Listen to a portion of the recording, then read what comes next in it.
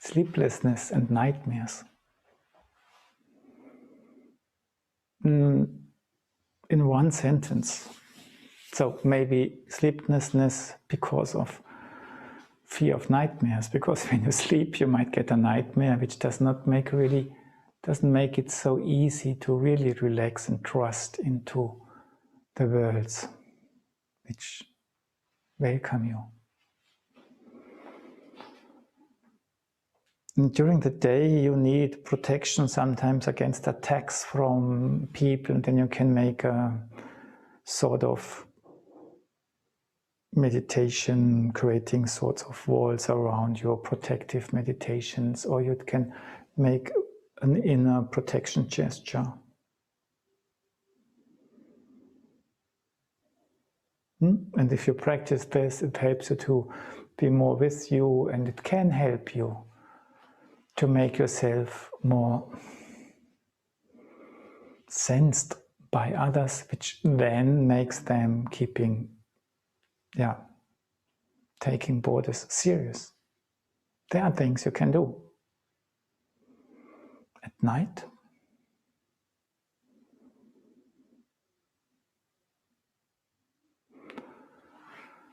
In a way, we must think the other way around.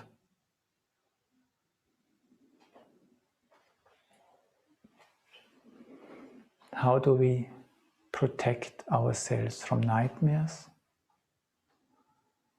How do we make nightmares unnecessary? Where do they come from?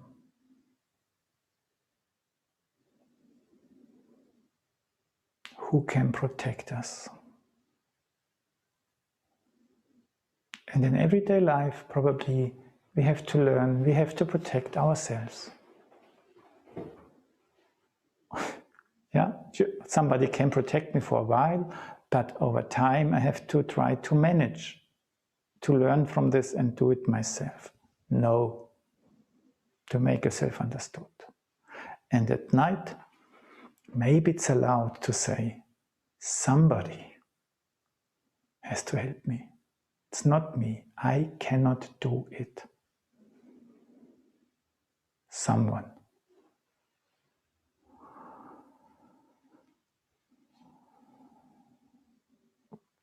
And what I can do is, I can try to invite forces to be present, to fill spaces.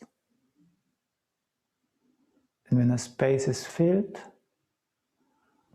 nobody else can enter so easily. It's not like in the material world, but it's a little bit like that. That's my place. And the I is allowed to go away and to be left in peace.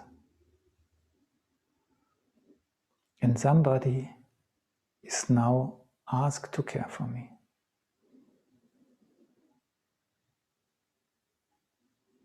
And maybe, and we consist from 7 hierarchies or 9 hierarchies. In a way, they are all needed. And when one is missing, other forces can come in and mix everything up. So in a way, we have to invite 9 levels of existence.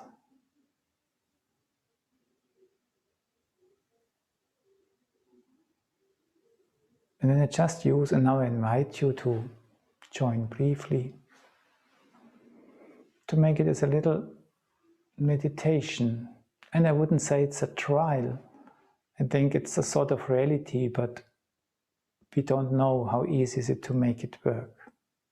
But if you imagine a beautiful statue like those from Ephesus, the Diana, how she stands there with the head crowned, the many breasts,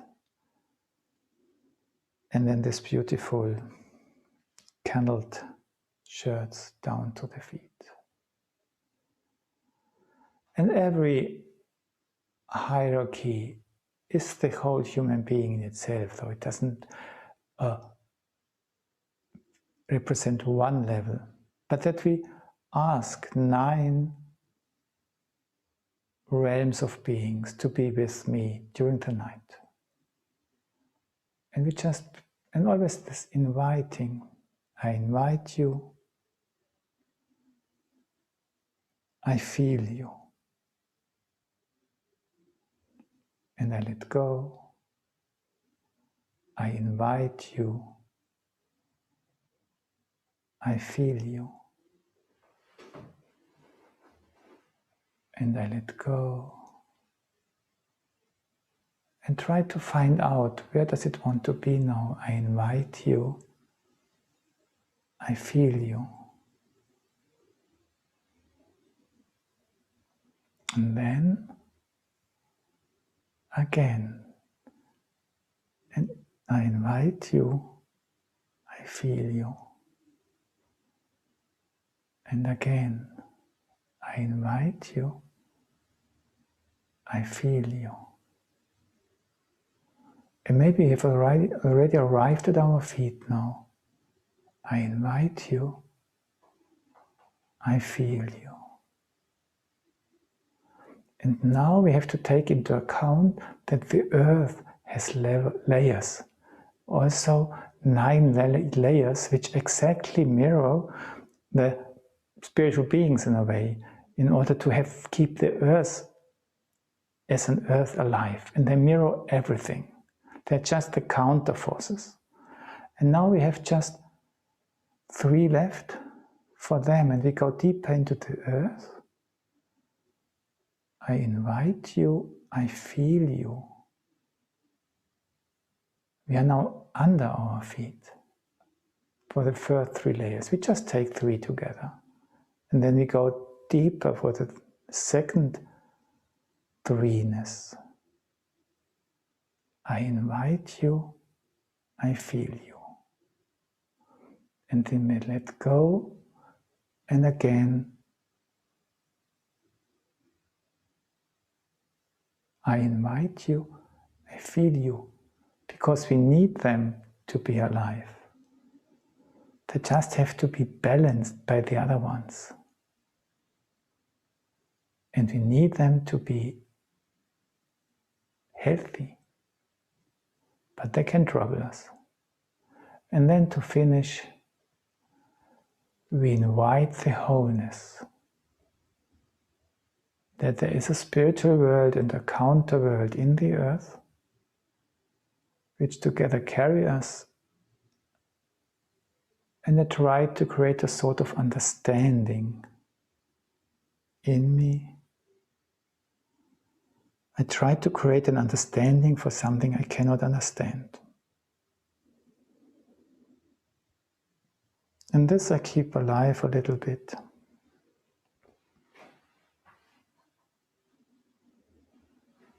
I breathe. I let go.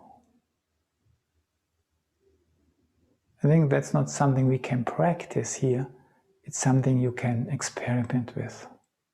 How does your inner being respond to, I invite the angels helping?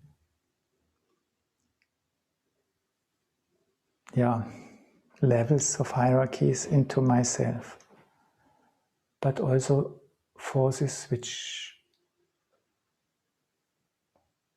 live deeper in matter,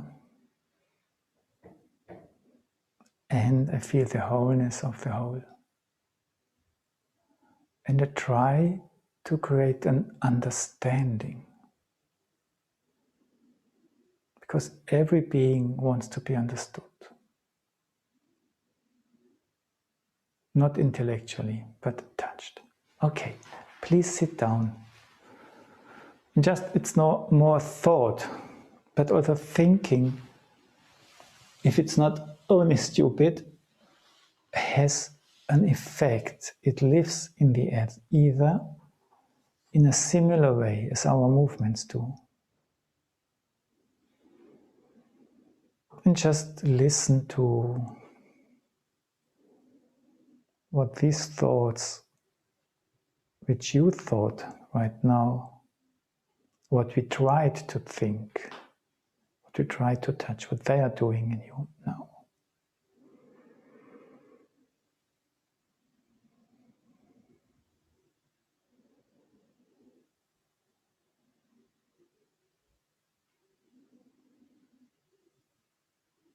How do your feet, your legs, your lower legs feel now?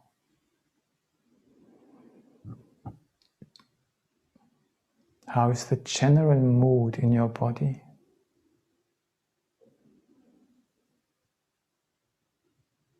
How much yes, how much no lives there at the moment?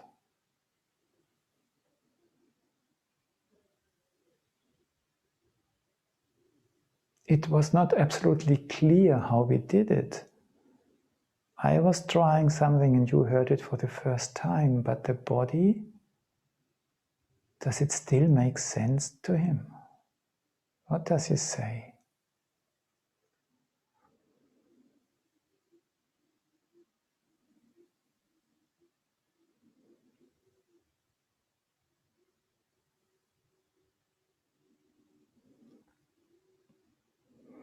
And maybe when you experiment to allow yourself to do this in an experimental way, but just touching it, inviting and taking serious that there's somebody who reacts to an invitation. And when you then afterwards take a little bit of time, how does it respond in yourself before you go to sleep? And then take this feeling along and slowly, developing a relationship to what's carrying you during the night. I would be happy to hear what you think about this, ideas, or what you experience when you develop your own way of sensing in this direction, experimenting with it. Great. It was wonderful working with you. Thanks for your answers and questions and answers, because they are already alive there. And I'm very much looking forward to seeing you again next Monday. Bye-bye.